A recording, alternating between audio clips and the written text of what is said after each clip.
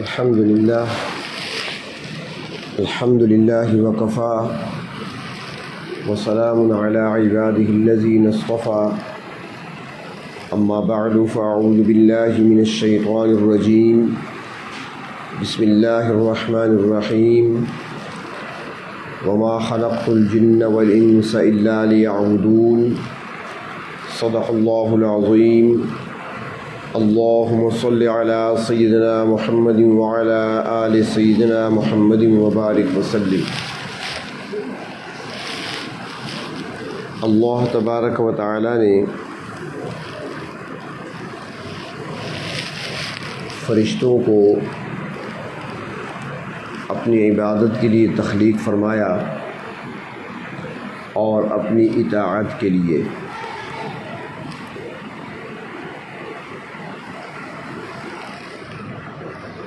پھر اس کائنات کو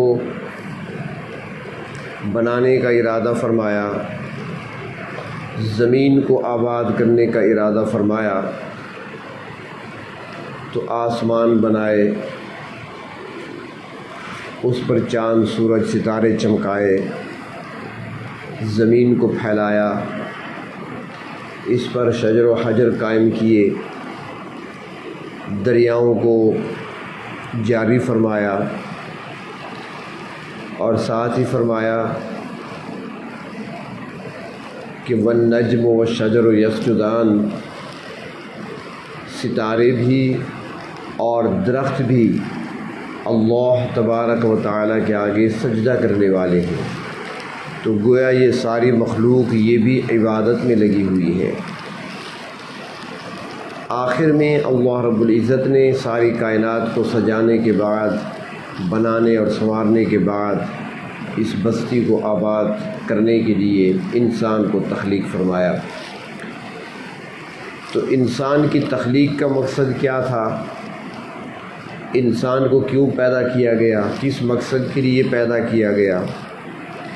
تو اللہ تبارک و تعالیٰ نے خود فرمایا وما خلقت الجن والانس الا لیعبدون، کہ جن اور انس یعنی انسان اور جنات کو پیدا کیا گیا، تخلیق کیا گیا اللہ تبارک و تعالیٰ کی عبادت کے لیے۔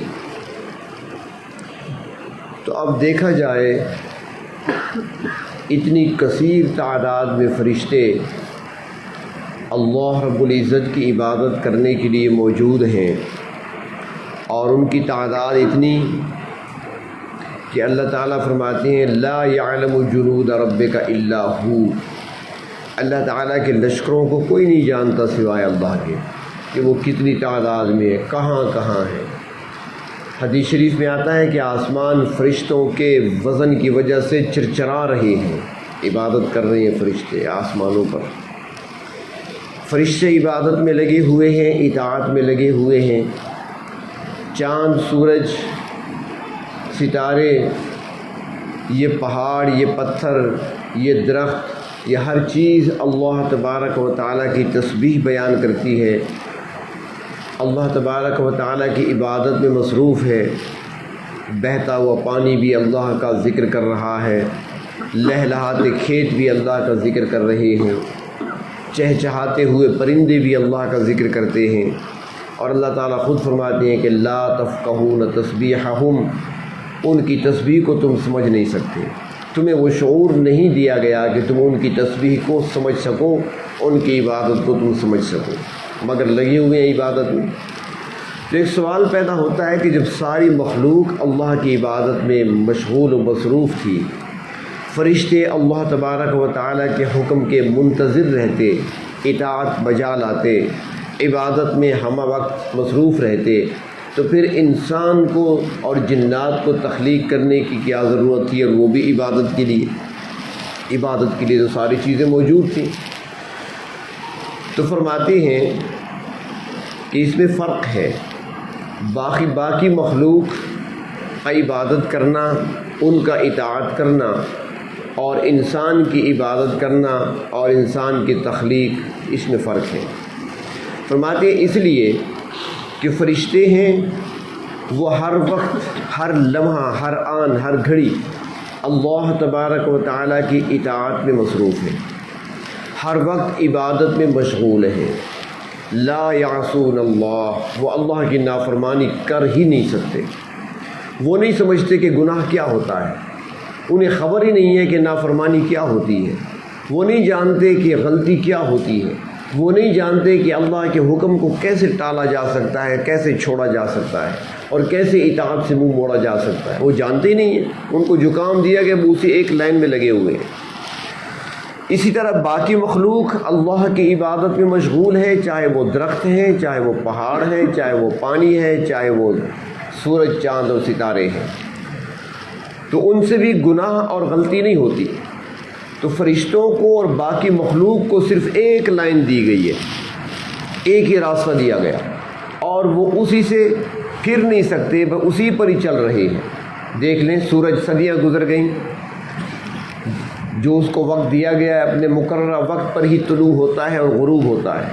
ہماری گھڑیاں غلط ہو جاتی ہیں، ہمارے نقشے غلط ہو جاتے ہیں، لیکن سورج کے طلوع اور غروب میں ایک سیکنڈ کا فرق بھی کبھی پیش نہیں آیا اور نہ آ سکتا ہے. جو لائن دی گئی ہے اسی پر چل رہا ہے. اس طریقے سے درخت ہیں، پودے ہیں، کھیت ہیں، پانی ہے، ہر چیز اطاعت میں مشغول ہے. وہ نافرمانی کو نہیں جانتے، وہ گناہ کو نہیں جانتے، وہ غلطی کو نہیں جانتے.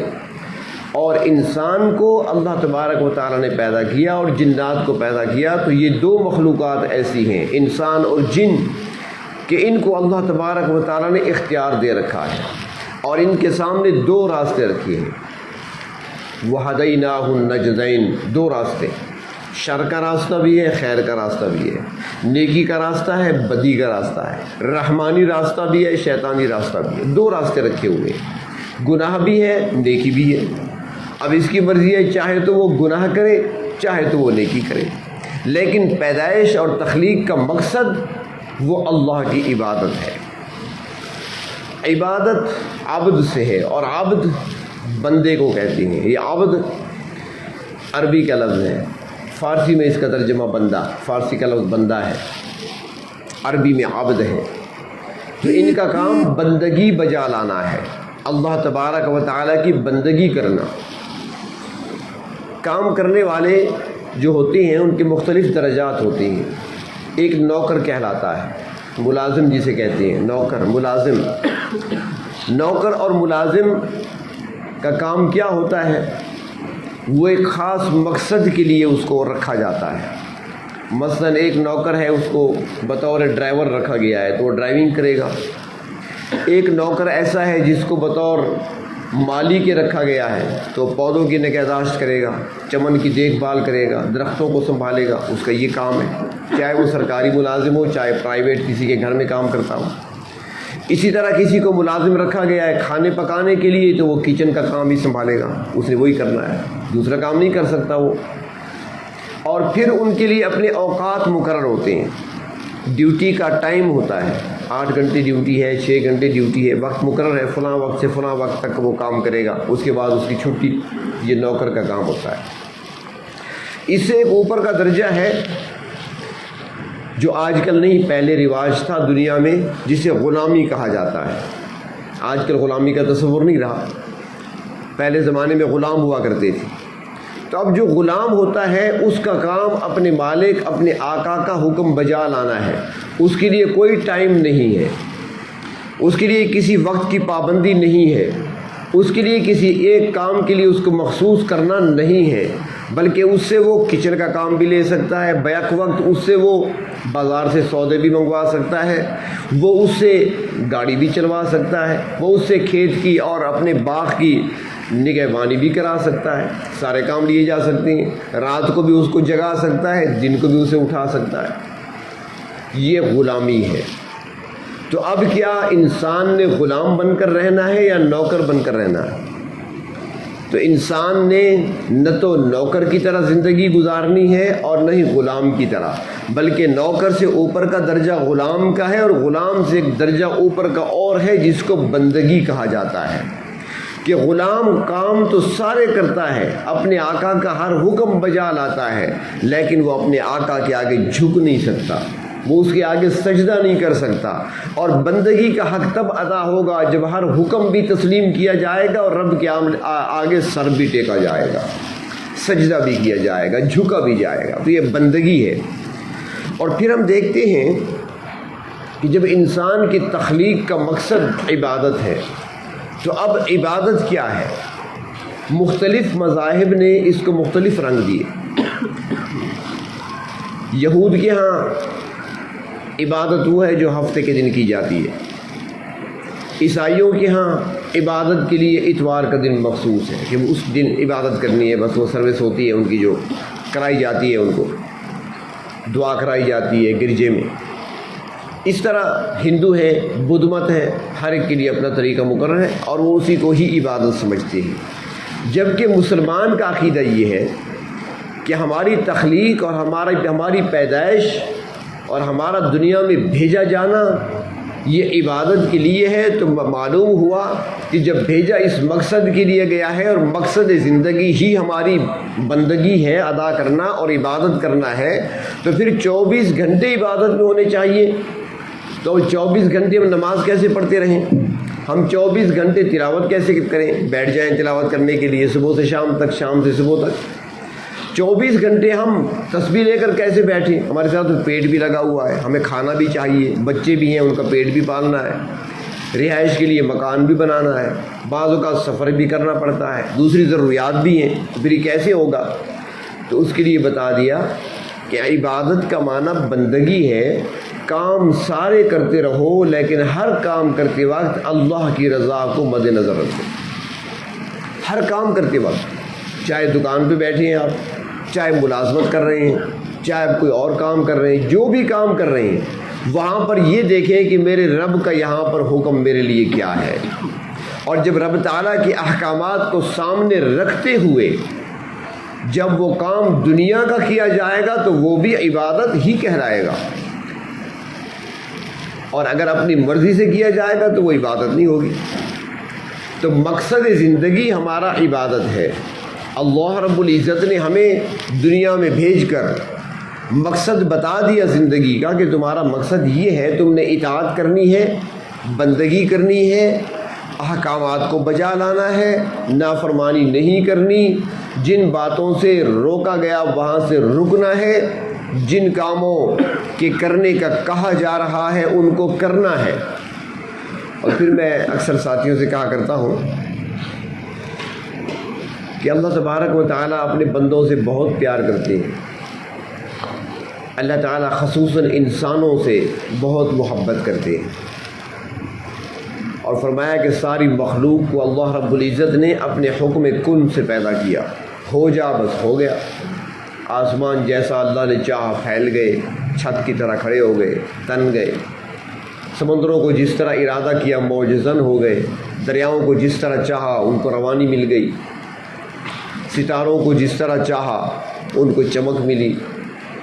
ہر چیز کو اللہ نے اپنے ارادے سے پیدا کیا، کن سے پیدا کیا۔ لیکن جب انسان کی تخلیق کی باری آئی تو اللہ تعالیٰ فرماتے ہیں کہ میں نے انسان کو اپنے ہاتھوں سے پیدا کیا، خلقتہ بیدی، میں نے اپنی دست قدرت سے بنایا انسان کو۔ یہ میری قدرت کا شاہکار ہے، یہ اس کائنات کا دولہا ہے، یہ اس کائنات ساری اس کے لیے بنائی گئی، سنواری گئی، سجائی گئی ہے۔ تو انسان سے اللہ تبارک و تعالیٰ بہت محبت کرتے ہیں، اور یہی وجہ ہے کہ اللہ تبارک و تعالیٰ نے قدم قدم پر ہماری رہنمائی فرمائی ہے، ہمیں ایسے نہیں چھوڑ دیا، ہر نقصان والی چیز سے ہمیں بچایا ہے، ہر فائدے والی چیز کے بارے میں ہمیں بتایا ہے۔ قرآن حکیم کے اندر دیکھ لیں یہ احکامات کیا ہیں پروردگار عالم کی، بتا دیا کون کون سی چیز تمہارے لیے نقصان کا باعث ہو سکتی ہے، کون کون سی چیز تمہارے لیے فائدے کا باعث اور ذریعہ بن سکتی ہے۔ والدین میں سے نہ والد اور والدہ دونوں اپنی اولاد سے بڑی محبت کرتے ہیں، لیکن وہ بھی کبھی اتنی تفصیل سے اپنی اولاد کو نقصان دہ چیزوں سے بچنے کے طریقے نہیں بتا سکتے جتنے اللہ تبارک و تعالیٰ نے بتائے۔ سود کھاؤ گے تمہارا یہ نقصان ہوگا، حرام کھاؤ گے تمہارا یہ نقصان ہوگا، شیطان کی بات مانو گے تمہارا یہ نقصان ہوگا، یہ جرم تم نے کر لیا تمہارا یہ نقصان ہوگا، اطاعت کرو گے تمہیں یہ ملے گا، نماز پڑھو گے تمہیں یہ اجر ملے گا، تمہیں یہ ثواب ملے گا۔ ایک ایک چیز ہمیں سمجھائی۔ انسان کو چاہیے کہ اپنے مقصد زندگی کو سمجھے، میں اس میں جمعہ اجتماع میں عرض کر رہا تھا، نماز کی اہمیت پر وہاں بات ہو رہی تھی کہ نماز اتنی اہم چیز ہے، بندگی میں نماز کو اہمیت حاصل ہے، سب سے بڑھ کر ہے، اور اللہ تبارک و تعالیٰ کے قریب ہوتا ہے بندہ نماز کے ذریعے سے، اللہ کا قرب حاصل ہوتا ہے نماز کی کثرت، سجدوں کی کثرت کے ذریعے سے۔ نماز کی اہمیت اس بات سے سمجھیں کہ بچہ پیدا ہوا، کان میں اذان اور اقامت، مختلف لوگ مختلف تعویلیں کرتے ہیں، اسی اذان اقامت کیوں دی جاتی ہے، لیکن اصل بات یہ ہے کہ اس کے کان میں حی علی الصلاح، حی علی الفلاح، قد قامت الصلاح، الصلاۃ خیر من النوم، یہ کلمات کہہ کر بتایا جا رہا ہے کہ دنیا میں آ گئے ہو، اب دنیا میں خیال کرنا، نماز کو سمجھنا، نماز میں چھوٹے تم سے۔ پیدا ہوتے ہی اس نماز کی اہمیت اس کے کانوں میں ڈالی جاتی ہے، اور بلکہ نماز ایسی چیز ہے، یہ بچہ ہے نا 10 سال کا نماز پڑھتا ہے، حکم ہے نا 10 سال کا ہو تو اسے مار کر بھی پڑھاؤ نماز۔ 10 سال کا بچہ بھی نماز پڑھتا ہے، تو نماز میں وہ بیٹھا ہے، تشہد میں دعا کون سی کر رہا ہے؟ رب اجعلنی مقیم الصلاۃ ومن ذریتی، دعا مانگ رہا ہے نماز کے اندر، اے اللہ مجھے نماز قائم کرنے والا بنا، اور میری اولاد کو بھی۔ اپنی عمر کتنی ہے؟ 10 سال ہے، ابھی شادی ہوگی، اولاد ہوگی، پتہ نہیں ہوگی بھی یا نہیں ہوگی، لیکن دعا پہلے سکھائی گئی اپنی اولاد کے لیے، آنے والی، پتہ نہیں اس وقت تک پہنچے گا بھی کہ نہیں، لیکن اس کے لیے دعا نماز کی مانگ رہا ہے، روزی کی نہیں مانگ رہا، رزق کی نہیں مانگ رہا، بلکہ نماز کی دعا مانگ رہا ہے۔ رب اجعلنی مقیم الصلاۃ ومن ذریتی، اے میرے پروردگار مجھے بھی نماز قائم کرنے والا بنا، اور میری اولاد کو بھی، جس کا ابھی تک نام و نشان ہی نہیں ہے، جس کا ابھی پتہ ہی نہیں ہے، اس کے لیے بھی دعا مانگ رہا ہے، اور دعا بھی نماز کے لیے مانگی جا رہی ہے، کیونکہ نماز بندگی کا اہم ذریعہ ہے، اللہ رب العزت کے سامنے جھکنے کا ایک بہت بڑا ذریعہ ہے، بہت اہم ذریعہ ہے، اور اس ذریعے سے ہی پروردگار عالم اپنے بندے کے قریب ہوتے ہیں، اور اس ذریعے سے ہی بندہ اپنے رب سے مانگ سکتا ہے، بہت کچھ مانگ سکتا ہے، بلکہ اگر وہ محنت کر لے تو وہ نماز کے ذریعے سے مانگ نہیں سکتا بلکہ منوا سکتا ہے۔ لوگ اسی نماز کے ذریعے سے منوا لیا کرتے تھے، اور ہم منوانا تو اپنی جگہ مانگ نہیں سکتے صرف۔ تو تخلیق ہماری جو ہوئی ہے، ہمارے دنیا میں جو آنے کا مقصد ہے وہ اللہ تبارک و تعالیٰ کی بندگی بجا لانا ہے، اور بندگی کیا ہے کہ ہر لمحے، ہر گھڑی، ہر کام میں، چاہے ہمارا جس شعبے سے تعلق ہو، اللہ تبارک و تعالیٰ کے احکامات کو اپنے سامنے رکھیں، اور جن چیزوں سے اللہ تبارک و تعالیٰ نے روکا ہے اپنے آپ کو اس سے روکیں، تو پھر یہ بندگی ہے، اور جس نے بندگی کا حق ادا کر دیا اللہ رب العزت نے اس کے لیے انعامات تیار کر رکھے، اور جس نے بندگی کا حق ادا نہ کیا، اللہ نہ کرے، تو پھر نقصان ہی نقصان ہے، کیونکہ یہ زندگی جو ملی ہے نا ہمیں، یہ زندگی یوں سمجھے کہ سرمایہ ہے جس کو ہم نے خرچ کرنا ہے۔ جس طرح کوئی آدمی کاروبار کرتا ہے تو اس میں کچھ سرمایہ ڈالتا ہے، اسی سرمایہ کو استعمال کرتا ہے، اب وہ اگر صحیح معنوں میں محنت کرے گا، توجہ دے گا، دھیان دے گا، تو سرمایہ بڑھے گا، اس کا اس کے اندر اضافہ ہوگا، کہیں گے اس نے اپنے سرمایہ کو ضائع نہیں کیا، اس نے محنت کی ہے، صلہ اس کو مل رہا ہے، لیکن جو پرواہ نہیں کرتا، توجہ دھیان نہیں دیتا، وہ سرمایہ ضائع ہو جاتا ہے۔ برف ہے، اس کو استعمال میں لے آئیں، پانی بھی ٹھنڈا ہو سکتا ہے، لسی بھی ٹھنڈی ہو سکتی ہے، آپ کا شربت بن سکتا ہے، اور ویسے ہی رکھ دیں، اس کو استعمال میں نہ لائیں، وہ تو پگھل جائے گی، ضائع ہو جائے گی۔ تو اللہ تعالیٰ نے یہ زندگی جو دی ہے ہمیں، یہ اوقات، یہ لمحات، یہ سرمایہ دیا ہے کہ اس کو کام پہ لگاؤ، اسی کے ذریعے سے تم نے کمانا ہے، جو بھی کماؤ۔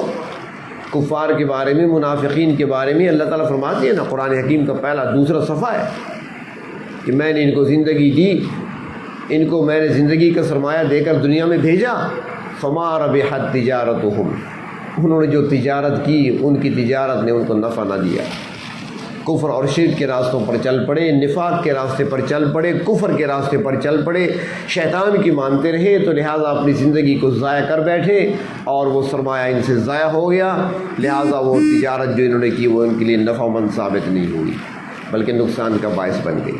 تو اللہ تعالیٰ نے ہمیں جو زندگی دی ہے اس زندگی کو ہم نے کام میں لانا ہے، اور وہ کام اللہ تبارک و تعالیٰ کی اطاعت۔ یہی تو وجہ ہے نا کہ جو لوگ اطاعت میں لگے رہتے ہیں ان کے بارے میں فرمایا کہ اطاعت کرنے والے، اللہ رب العزت کے احکامات کی پابندی کرنے والے، مشکلات تو ہوتی ہیں، مشکلات تو ہوتی ہیں، اللہ کا حکم ماننا ہے اور خلاف ورزی نہیں کرنی، نافرمانی نہیں کرنی، لوگوں کے طعنے بھی سننے پڑیں گے، طنز بھی ہوں گے، برداشت کرنا ہوگا۔ بہت ساری جگہیں ایسی ہوں گی وہاں پر بظاہر نفع یا نقصان کی صورت نظر آ رہی ہوگی، لیکن وہ بھی چھوڑنا پڑے گا۔ بعض جگہوں پر جانے کو جی بھی چاہے گا لیکن اللہ کے حکم کے خلاف ہوگا تو آپ کو رکنا پڑے گا۔ مشکلات تو ہیں، اطاعت بجا لائیں گے تو اس کے لیے سردی گرمی برداشت کرنی ہوگی، جون جولائی کے روزے بھی کبھی رکھنے پڑیں گے، سردیوں کی نمازیں بھی پڑھنی پڑیں گی، وضو بنانا پڑے گا۔ مشکلات تو ہیں اس میں، لیکن جو یہ تکلیفیں اٹھاتا ہے، جو ان مشکلات میں اپنے رب کی اطاعت کرتا ہے، تو فرمایا کہ ایسا بندہ جب قبر میں پہنچتا ہے اور منکر و نکیر سوال کرنے کے لیے آتے ہیں، اسے اٹھاتے ہیں، اٹھو سوالوں کا جواب دو، من ربوں کا، رب تمہارا کون ہے؟ پروردگار عالم کی طرف سے کہا جاتا ہے اے منکر و نکیر ہٹ جاؤ، میرا بندہ تھکا ہوا آیا ہے، اس کو آرام کرنے دو۔ دنیا میں اس نے اپنے آپ کو اس نے تھکایا تھا، دنیا کے کاموں میں نہیں، اللہ کی اطاعت کے کاموں میں۔ تو اللہ تعالیٰ خود فرماتی ہیں پھر کہ تھک کر آیا ہے، اس کو آرام کرنے دو، سونے دو اس کو، اور پھر اس کو سلا دیا جاتا ہے، سکون کی نیند، میٹھی نیند سو جاتا ہے، اور پھر اس وقت اٹھتا ہے جب قیامت کا بگل بجے گا۔ تو دنیا میں اللہ رب العزت کی بندگی کرنا، اللہ کی اطاعت بجا لانا، احکامات کی پابندی کرنا، یہ مقصد ہے انسان کی زندگی کا۔ اللہ تبارک و تعالی ہمیں مقصد زندگی کو سمجھنے کی توفیق عطا فرمائے اور بندگی کا حق ادا کرنے کی توفیق عطا فرمائے۔ میرا عمل ہے سیاہ نامہ، مجھے خدایا معاف کر دے، میں جانتا ہوں تو بخش دے گا، میں جانتا ہوں تو بخش دے گا، مجھے خدایا معاف کر دے۔ پہاڑوں جیسی میری خطائیں مگر بہت ہے تیری عطائیں، پہاڑوں جیسی میری خطائیں مگر بہت ہے تیری عطائیں، معاف کرنا شعار تیرا، معاف کرنا شعار تیرا، مجھے خدایا معاف کر دے، میں جانتا ہوں تو بخش دے گا، مجھے خدایا معاف کر دے۔ عذاب دے کر تو کیا کرے گا، کریم ہے تو کرم ہی فرما، عذاب دے کر تو کیا کرے گا، کریم ہے تو کرم ہی فرما، سوال کیسا جواب کیسا، سوال کیسا جواب کیسا، مجھے خدایا معاف کر دے، میں جانتا ہوں تو بخش دے گا، مجھے خدایا معاف کر دے۔ اندھیرے شب کے کیے ہیں رسوا، اجال دن کے کیے ہیں گہنا، اندھیرے شب کے کیے ہیں رسوا، اجال دن کے کیے ہیں گہنا، سراپا جرم و خطا ہوں مولا، سراپا جرم و خطا ہوں مولا، مجھے خدایا معاف کر دے، میرا عمل ہے سیاہ نامہ، مجھے خدایا معاف کر دے، میں جانتا ہوں تو بخش دے گا، مجھے خدایا معاف کر دے۔